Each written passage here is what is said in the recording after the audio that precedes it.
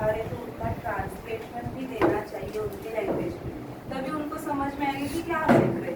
जब first standard में जाते तो ऑलरेडी उनको पता होता है कि इसका मीनिंग क्या है, उसका मीनिंग क्या है, तो छोटे बच्चों को नहीं पता होता। अगर आप कम हियर बोलोगे तभी भी वो सोचते रहेगा कि मुझे करना क्या है। आप जब एक्शन करोगे उसको पता कि आगे आओ, तो उसको पता चलेगा हाँ कम हियर मतलब आगे आना है। तो इसके लिए मैं हिंदी में बात करूँगी और सीखने टाइम पे भी थोड़ा बहुत हिंदी रहेगा बच्चों के लिए, उनको ट्रांसलेशन करने। तो अभी हम ABCD सीखते हैं, तो बोलते समय हम A, B, C और D ऐसे ही बोलते, लेकिन रीडिंग करते समय तो ABCD नहीं होता है वर्ड में। जब हम CAT बोलते तो यहाँ पे CAT ऐसे रीड नहीं करते, कैट बोलते हैं। तो यहाँ पे कैट बोलते समय साउंड सुनेंगे, कैट। तो ये ज्यादा इम्पोर्टेंट है। अबैकस में जब फॉनिक्स में जब ABCD सीखते हैं तो यहाँ पे ABCD नहीं बोला जाता, डायरेक्ट रीडिंग ऐसे ही पूरा A to Z होता है। जब ये साउंड्स लेके बच्चे रीड करेंगे, अभी मैंने बोला क लेना है तो क लेना है, ए लेना है ए लेना, ट लेना है तो, और उसका बोल जाते हैं फिर कैट। हो गया वर्ड। फिर आप रीडिंग करते समय भी उसको बोलोगे हैड, तो उसको सोचने के लिए HAT ऐसा सोचना नहीं है, तो उसमें स्पेलिंग भी हो जाए हो गया स्पेलिंग है। तो स्पेलिंग याद करने का भी टेंशन नहीं।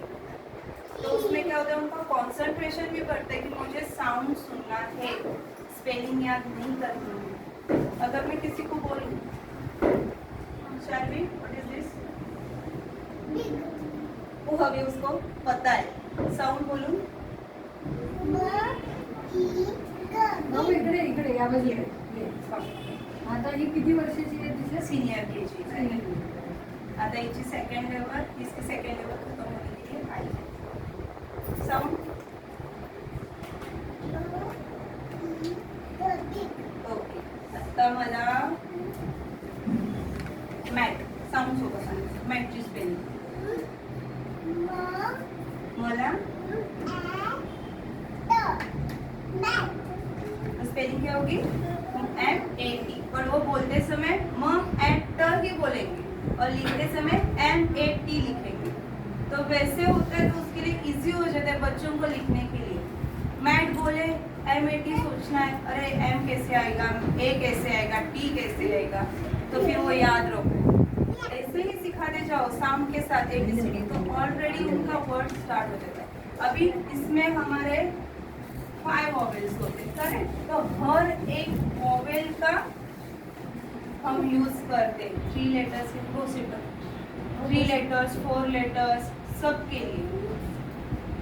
ए के साथ हर एक कंसोनेंट, आगे भी पीछे भी।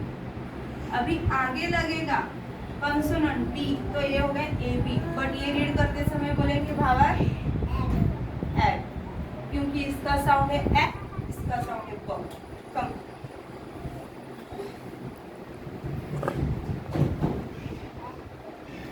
जोरात ऐसे ही रीड करते हैं फॉनिक्स के बच्चे, AC नहीं बोलेंगे।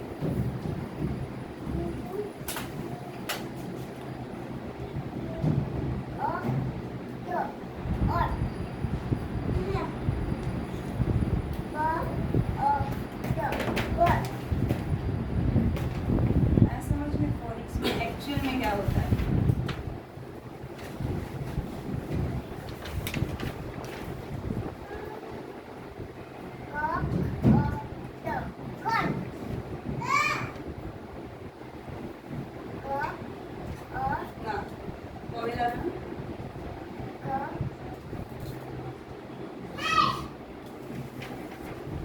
प्रोनाउंसिएशन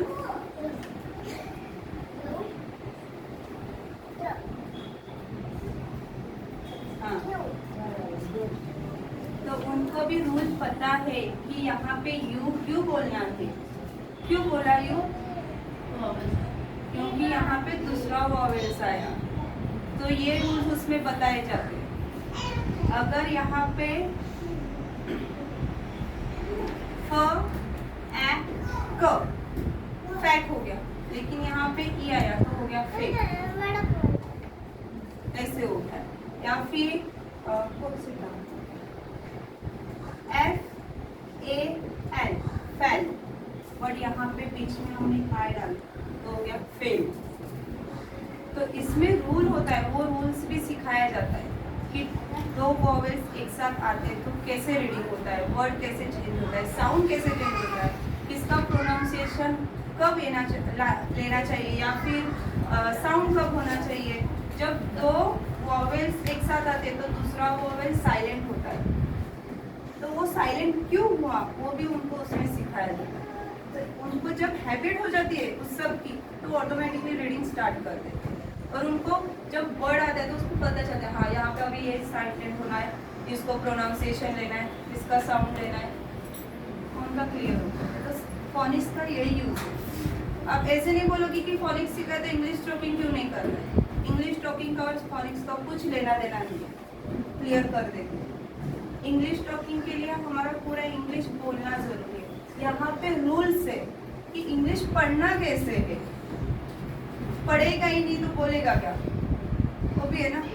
तो पढ़ना तो जरूरी है पहले, पढ़ने के लिए रूल्स तो पता होने चाहिए कि क्यों ये आया, यहाँ पे हमने क्यों टी क्यों बोला, यहाँ पे कट क्यों नहीं हुआ, या फिर यहाँ पे क अ ट ए क्यों नहीं बोला टीचर ने, ये भी उनको पता होना चाहिए। तो यही फॉर्म्स, अभी कुछ नहीं। अब एड्रेस तो भी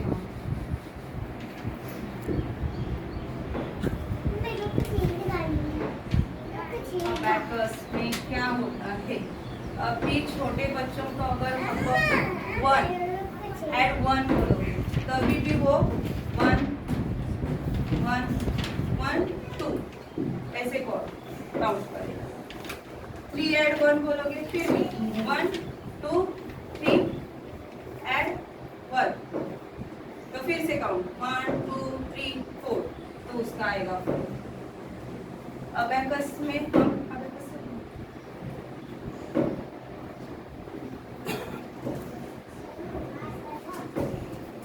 ये अबैकस है। अभी इसमें कुछ नंबर्स नहीं है, सिर्फ बिट्स है, वो भी सारे एक ही कलर के। बट अगर बच्चों को आप बताओगे जिसका अच्छे से ध्यान है तो वो बताएगा इसमें क्या क्या है। आपको क्या क्या दिख रहा है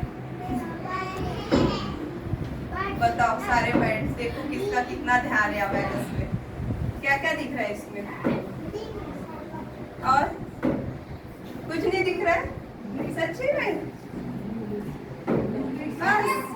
मुझे तो कितना सारा दिख रहा है, बीट्स दिख रहे हैं, बीट्स रॉड के ऊपर है वो भी दिख रहे हैं, फिर इधर डॉट्स है वो भी दिख रहे हैं, नहीं दिखा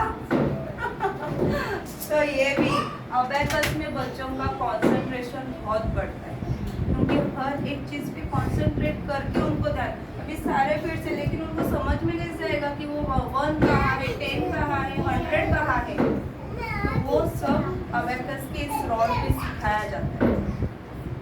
अगर आप बच्चों को बोलोगे इसमें 1 ऐड 2 करो तो वो तुरंत करके दिखाएंगे, और बाद में अबैकस साइड पे भी रखोगे तो भी आपको आंसर दे देंगे। बहुत सारे पेरेंट्स होते बच्चे पागल हो गए, हाथ ऊपर नीचे करके कुछ ना कुछ कर रहे हैं, लेकिन वो एक बीट्स को इमेजिन करते हैं, जैसे इसमें उनका एक्सरसाइज होता है सेम वही वो एक्सरसाइज इमेजिन करके करते हैं, तो उससे उनकी फोटोग्राफी मेमोरी क्लियर हो जाती है। ये ध्यान में रखना है, ये ध्यान में रखने के बाद फिर से अभी मुझे 6 लेना है, तो बीट्स नहीं देखना है लेकिन 6 इमेजिन किया कि हाँ यहाँ पे 2 बीट्स है 6 के, तो हो गया क्लियर, उनका माइंड में प्रेशर आना स्टार्ट हो गया कि मुझे अभी इमेजिन करना ही है। तो जब तक इसका प्रैक्टिस नहीं होगा तब तक इमेजिन नहीं होगा। तो अबैकस में अब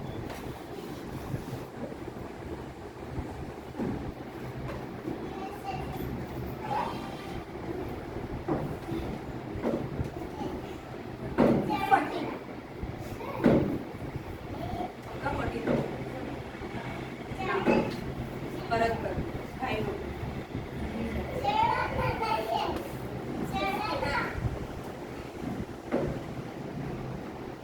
अब ये 3rd में है, छोटा बच्चा नहीं आया मेरा, 1st में है, ये 3rd में है।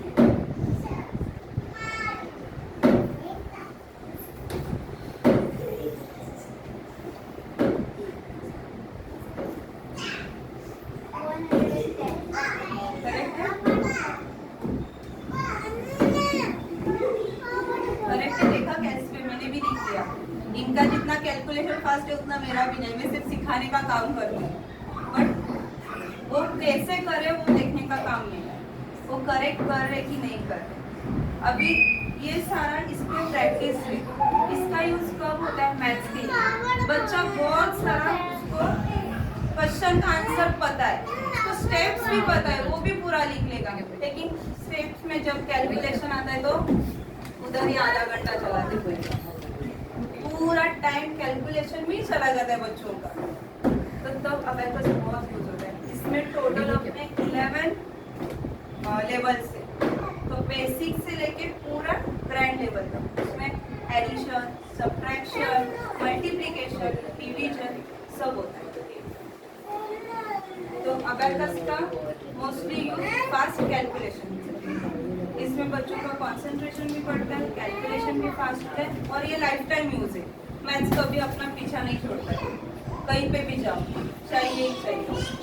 तो इसकी पढ़ाई करने के बाद बच्चों का अपनी पढ़ाई में भी ध्यान आना स्टार्ट होता है, क्योंकि यहाँ पे देखने की आदत लग जाती है ना, तो फिर कुछ नया दिखो तो इसमें क्या है, हाँ ये क्या है, क्योंकि इसमें आदत ही लगा दे हम, देखो क्या है फिर मुझे बताओ, मैं नहीं बताऊंगी।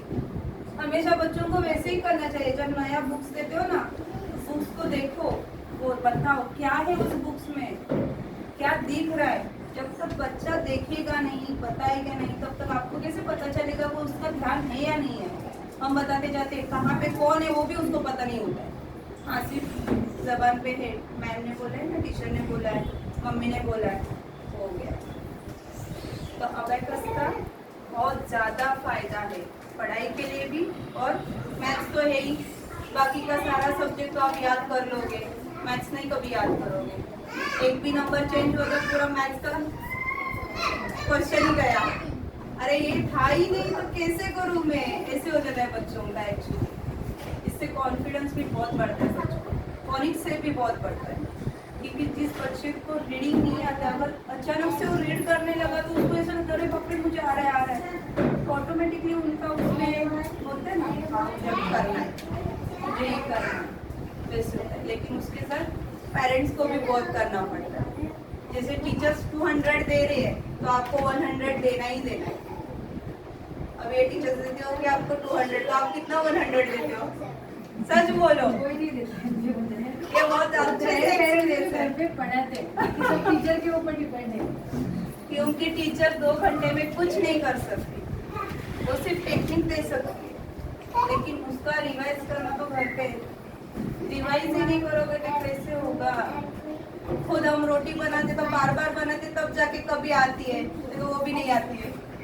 वैसे ही है पढ़ाई का, टीचर ने अगर एक पैराग्राफ जी सिखाया है तो आप घर पे कितना रीड करवा के लेते हो? सच्ची बोलो, अभी एक भी नहीं, मुझे बताएं, मेरे भी पेरेंट्स वैसे ही है।